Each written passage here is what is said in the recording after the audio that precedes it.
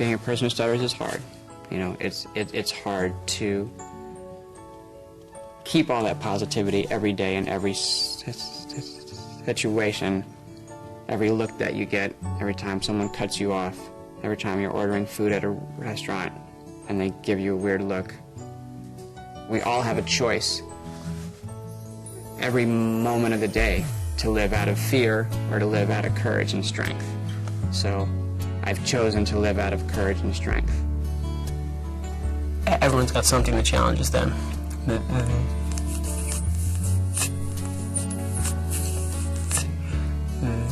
This is just how mind has chose to manifest itself. It's not the stuttering that holds you back. No, not the stuttering. It's how you feel about yourself. It's how you feel on the inside, knowing who you are, much beyond the outside. There's really nothing you can't get through. There is a way out, and you just, if you don't see it, then you have to change your perspective and look at it differently, and there is a way. The film you're about to see is not about success and failure. It's about journeys. It's about people who travel from places in their lives where they're stuck in fear and isolation, unable to express themselves, to places of freedom of speech and a sense of inner fulfillment. The 7 people that you're going to meet in this film are my friends and my teachers, and they've offered to share their stories with you in the hope that if you're a person who stutters, you won't feel alone. And if you're a parent or a professional who cares for and loves someone who stutters, you'll be better equipped to help them and to be supportive, because you'll understand the inside story.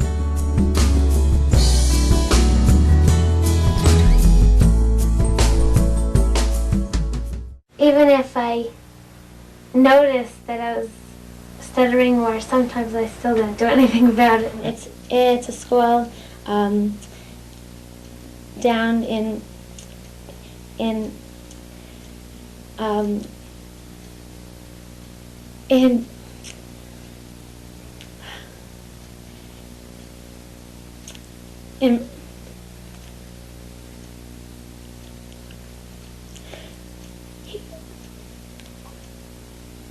whatever.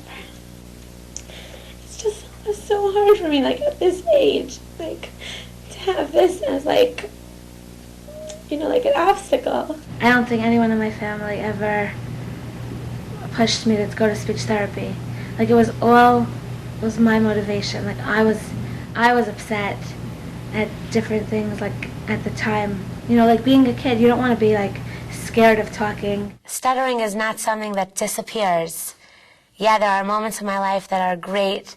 Wow, I can't believe it. I feel like it's gone. I don't have to deal with this anymore. And then there's another, the next week later, boom, every 2 seconds, I can't get a word out. You know, I know I can do it, but, you know, up here, I just can't do it. You know, and that really,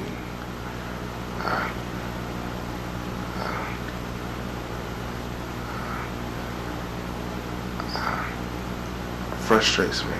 I think I still want to have like a clear fluency, but it's like I speak when I want to, so everybody knows what I'm about.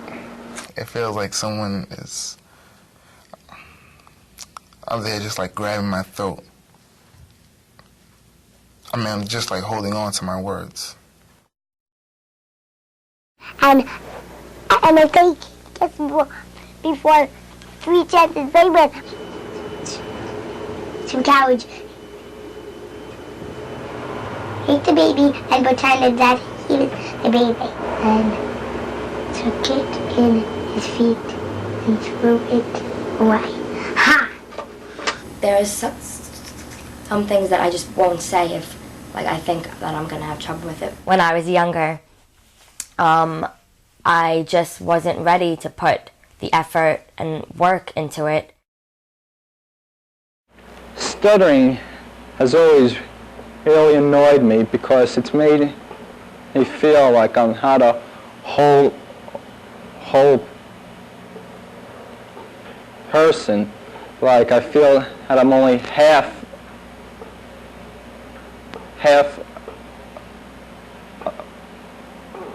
a person or because I stutter. Fighting for wildlife, to me, wasn't about it wasn't altruistic, and I didn't know this in the beginning. It was about fighting for me. They seemed to me to be so similar to me. They were strong, they were clever, they knew exactly how to deal within their world, and yet they were being stepped on by mankind, and they had no voice. They had no voice in which to deal with human beings. Animals couldn't talk. When I founded Our Time Theater Company, I wanted to create an artistic home for people who stutter. A place where people who stutter can tell the stories that they want to tell in their own time and their own voice. My biggest fear being a young person who stutters was that this thing, this way that I spoke, would not allow me to achieve my dreams or follow my dreams. Being in grade school, you know, the first day of class, which I hated, you know, we have to stand up and say, hello, my name is whomever. Having to be oral on the first day like that was torture, you know, because that's when I knew something's not right. I can write 5 or 6 songs a day. Why? Because I just want to try. I want it so bad I can taste it. I want it. I want to be a musician. I want to make CDs. I want to help people. I want it so bad I ain't gonna let nothing stop that. Oh yeah.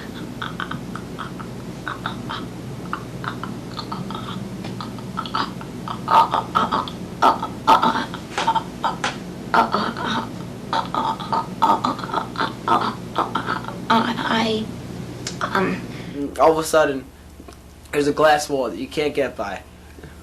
Well, first you panic, and then you try and hit it harder. After a few times you try to hit it harder, you realize that it's not going to work. And well, that's the time that when frustration sets in. Well, I don't think you can say that there was ever a day when I woke up and said, oh, look, I stuttered today. I didn't stutter yesterday. It's something that I've always had as a part of me. It's always been a part of my life.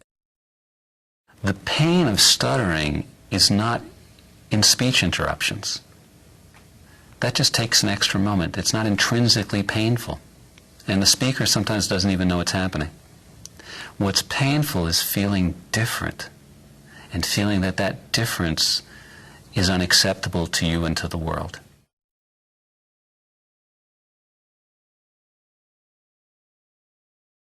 Like, you know, the first day of school, the teacher always asks, everybody go around the room, you know, I want you to say your name. I would build up in my mind how many more people are in front of me till it's my turn. So scary. Oh my gosh, I'm next. Oh my gosh, now it's me. Finally it was my turn, and like I couldn't get any words out. I felt like an idiot. Like, oh my gosh, they think I forgot my name. That's what they think. They think I forgot my name, you know? Of course I didn't forget my name. It's right here, it's coming up, and then it gets stuck in your throat. I first noticed it when I was about 6 or 7. I mean, at the time, I didn't know, what was happening. So I asked my parents, what was going on, and they told me that I have a speech impediment. And it made me feel, real bad, in front of my classmates, because they used to tease me. My earliest memory is being looked upon by the world as retarded, as abnormal, at the very least. It was always made clear to me that I was different from other people, and that my lack of speaking the way other people could speak was bad. My first memory of stuttering is when I was 11 years old, and my parents took me to speech therapy. Everyone else in the room were adults, And that was the first time I had ever been around anyone else who stuttered in my life. So the first time I think that I thought, oh, I wonder if that's how I look. And if that's how I look, I wasn't very happy with how I looked, because they looked like they were freaks. It's the first day of class. You know, everybody's going around, hi, my name is so-and-so, so-and-so. We did it every year. I was dreading the day because I knew I had to say something. I had to stand up. And I went forward, hello, my name is, and I could not say my name. It just wasn't happening.